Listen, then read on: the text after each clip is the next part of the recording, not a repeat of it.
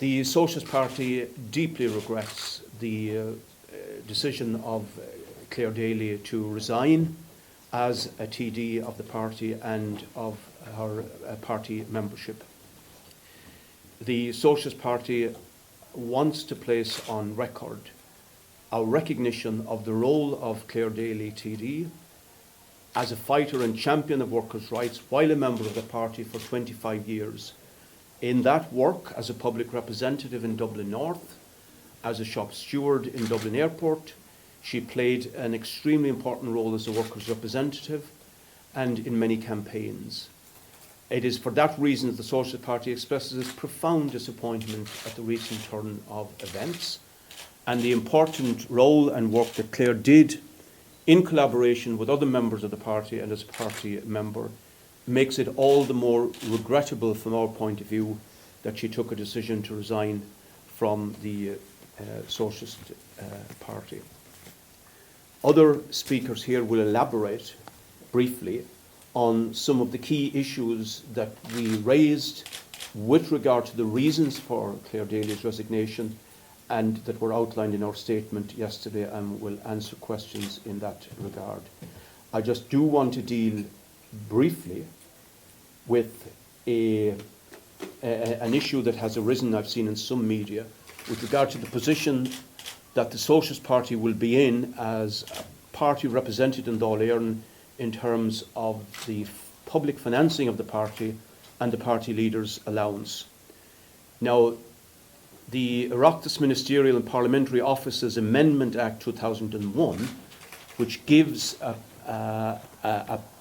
an allowance from public funds to leaders, or in reality to political parties, which have to be strictly accounted for and audited, and are to be used for party and political purposes. Section 1 clearly outlines that the party leader's allowance is determined, the amount of it, by the number of deputies elected by a registered political party at a general election or a subsequent by-election. Establishment political parties in the past have retained the same amount of party leader's allowance determined at a general election even after some deputies had resigned from their parties.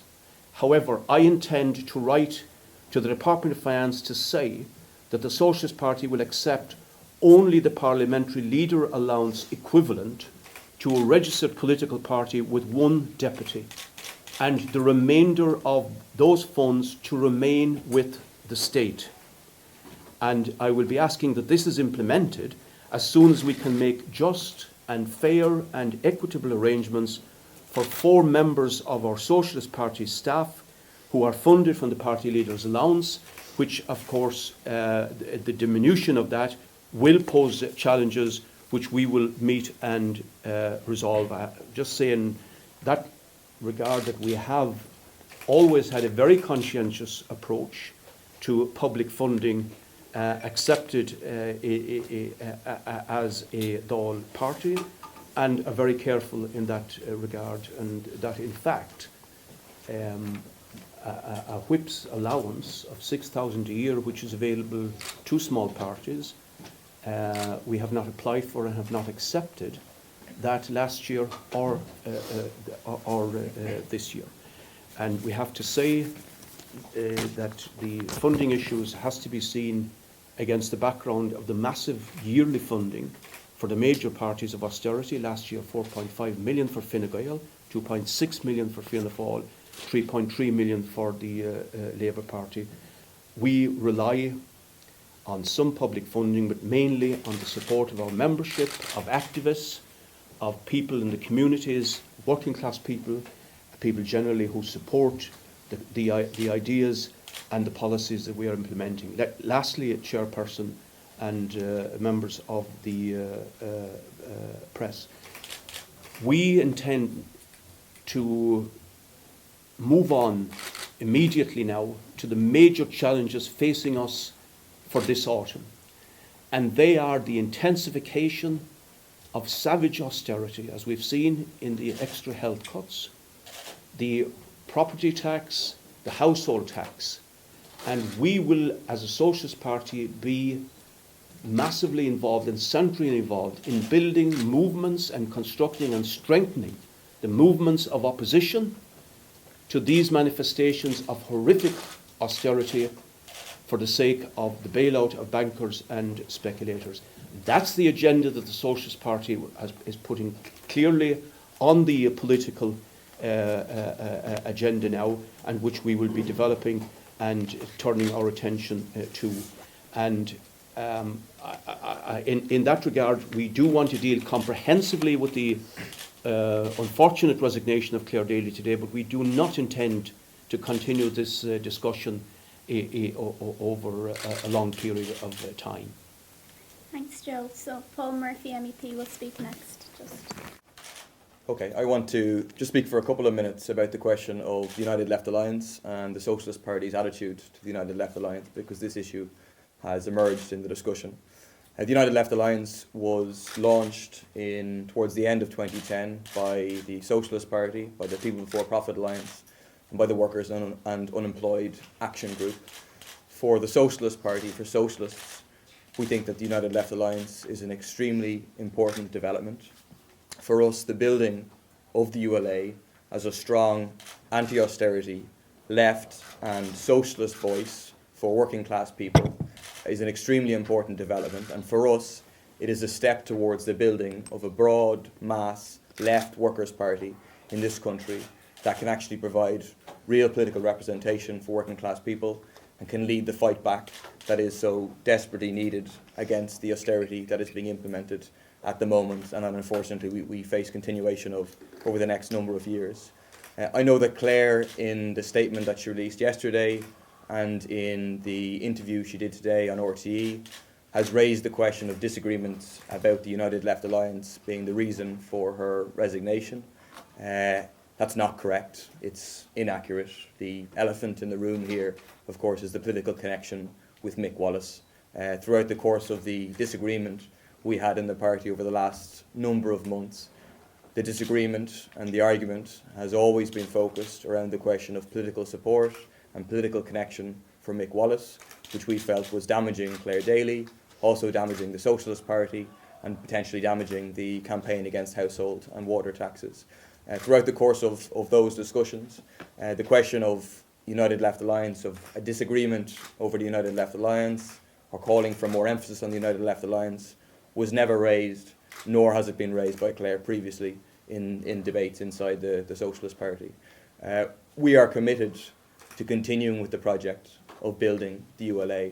We think that what's happening now, where you have thousands of working class people getting involved in the campaign against household and water taxes, where in the coming months the government will probably attack non-payment, attempt to bring people to court and so on, and you can have the emergence of a significant mass movement against this imposition of austerity. That's the environment whereby the ULA can be grown very successfully as a broad mass left alliance representing ordinary people, including important representation in the Dáil. And we're committed to continuing with that engagement with the others inside the United Left Alliance and to building the ULA along those lines. Thanks, Paul. We'll have Ruth Coppinger next. As Paul Murphy said, the campaign against the household and water tax is for the Socialist Party and for the left generally a hugely significant campaign. It's the most important campaign against austerity in this country and involves tens of thousands of people. In addition to the comprehensive statement that the party put up on the website yesterday, just to report a development that yesterday's National Steering Committee of the campaign against the household and water taxes was attended by delegates from around the state and reaffirmed overwhelmingly 3 motions in opposition to any involvement by tax evader like Mick Wallace in the campaign, which is a taxation justice campaign. Unfortunately, Clare Daly at yesterday's meeting sided with the tiny minority of people who voted against those motions. And I think it reaffirms our analysis that her political support for Mick Wallace is at the core of her divergence from the Socialist Party. That's really the central issue which brought this to a head. So, thank you. Thanks, Ruth. And just we'll have Nick Barry. Thank you. The resignation of Clare Daly from the Socialist Party is very unfortunate, but it will not deflect us from our campaigning work in the weeks and months ahead as we face into the autumn. In 3 months' time, the government will introduce a budget which will involve austerity cutbacks and tax increases to the tune of €3.5 billion. The health cuts announced in recent days give us a glimpse of what will be involved here. Our party and our members right around the country will be to the forefront of mobilising opposition to these austerity attacks. In the next few weeks, the government will be outlining more detail on their property tax. We feel that this will confirm our opinion that these new home taxes, property taxes and water taxes, will be well beyond €100 per annum, more in the region of €1,000. We also will see threatening letters sent out against householders who have not paid the household tax, and court cases against non-payers as well. We feel that there will be mass opposition, a sentiment of mass opposition to this property tax, and we believe that if they dare to go ahead with court cases, these can become the focal point for huge anger, not just against the household tax, but against austerity policies in general. We will redouble our efforts within the campaign against household and water taxes. And as I say, while we sincerely regret the resignation of Clare Daly, we will have a very busy schedule in the autumn, and it's very much the case that the struggle continues. Thanks, Nick. For those of you who came in late, just to repeat that my name's Laura Fitzgerald and I'm chairing this press conference. So just we can take questions now from the press. Before people speak, they might just say their name and what media group they represent, if that's okay. Yeah, Joe. Paula O'Brien from the Irish Examiner. You're encouraging people to evade a legally imposed tax, and Nick Wallace evaded a legally imposed tax.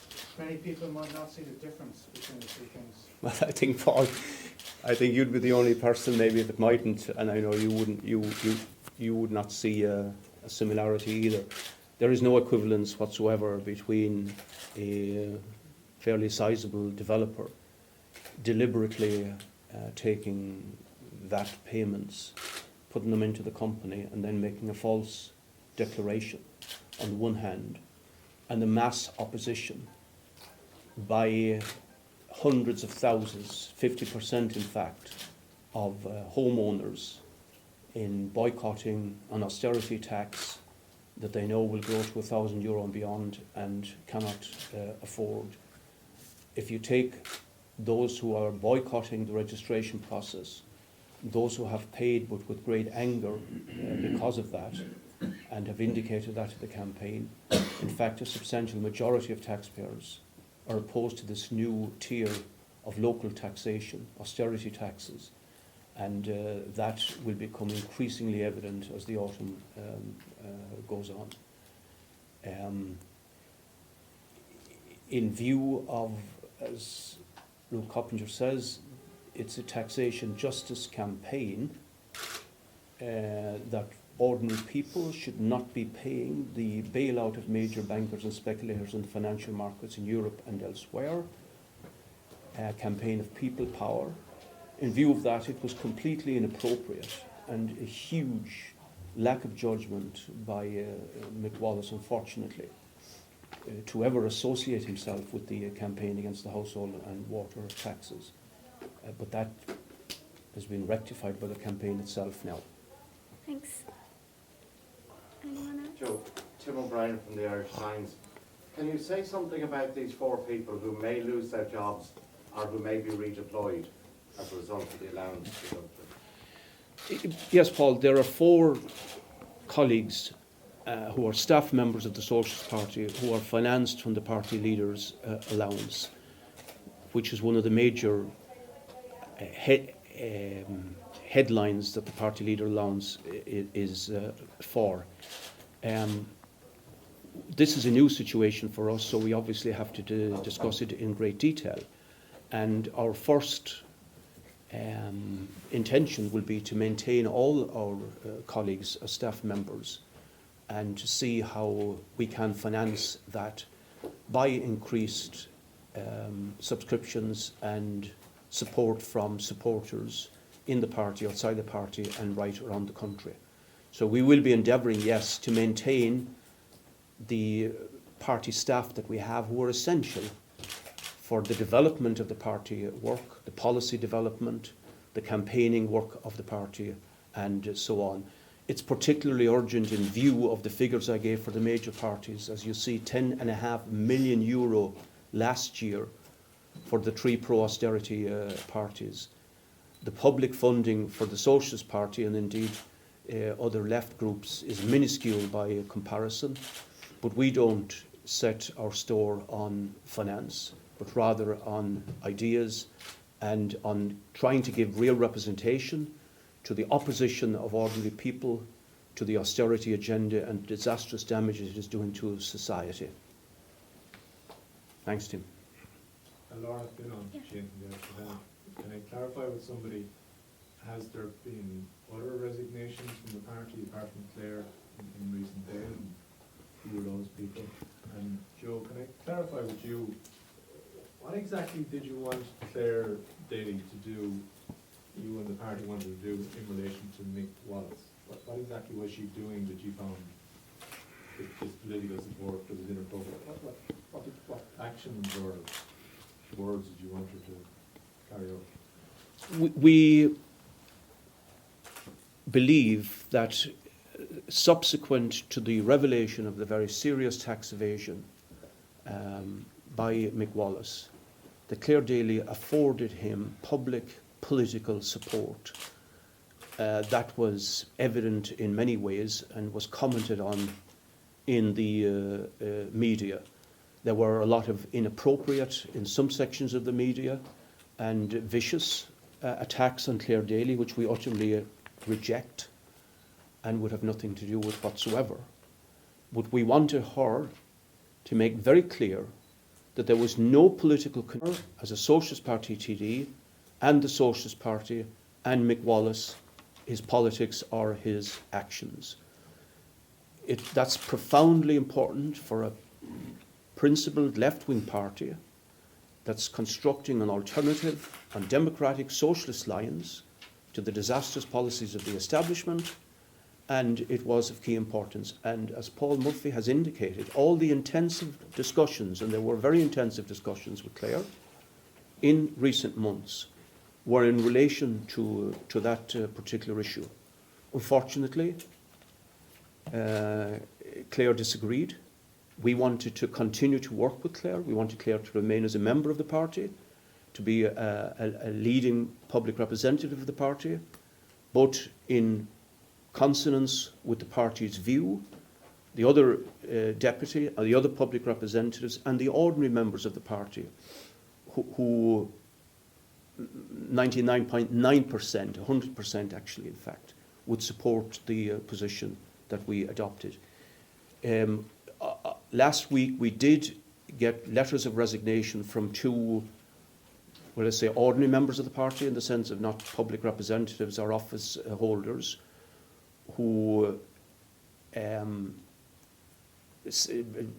gave other reasons, if you like, in regard to dissatisfaction with the party in their particular area, but did not mention the issue of Clare Daly's resignation. Anyone else? And sorry, just to run the figures by me again, you're going to be surrendering how much? We will ask the Department of Finance to tell us what the appropriate public party leaders' allowance would be for a single deputy party. We will ask that that is implemented as soon as we can come up with a just and equitable solution for the staff members who are now dependent on that. That the remainder of the funds would therefore remain with the state. And even though we are entitled, according to the law, as other parties have done, we don't choose that particular option. And it is something that some sections of the media should note in view of a dishonest attack on myself and others in July, that there are public funding that the party hasn't availed of in fact, because we don't think it was justified. And sorry, just to clarify that, Clare asked today that you would continue to take the funding and direct a portion to her so that she could continue hers. Why would you not go down that route? Clare Daly asked that I and the Socialist Party would make available to her from the party leader's allowance the equivalent of what an independent TD gets under that particular heading. I don't think it's called a party leader's allowance, obviously. That's not possible legally. Absolutely impossible legally. The legislation provides, as far as political parties are concerned, that funding is for the party, policy development, staff, and so on and so forth. So we would be absolutely impermissible to do that. I should say as well that even as a single deputy party for the purposes of Dáil Éireann, as a registered political party, the party leader's allowance has to be fully audited, professionally audited, and reported to the Standards in Public Office as any of the bigger parties in Dáil Éireann. That, unfortunately, is sometimes misconstrued, mischievously perhaps by some in the media, unlike the independent members of the Dáil, who at this time do not have, though I have to say that many members that I know want that the same system to be brought in for them as well. But we therefore will continue to have the party leader's allowance audited, used entirely in consonance with the legislation. And you don't have an objection to Clare remaining as a member of the ULA? On the contrary,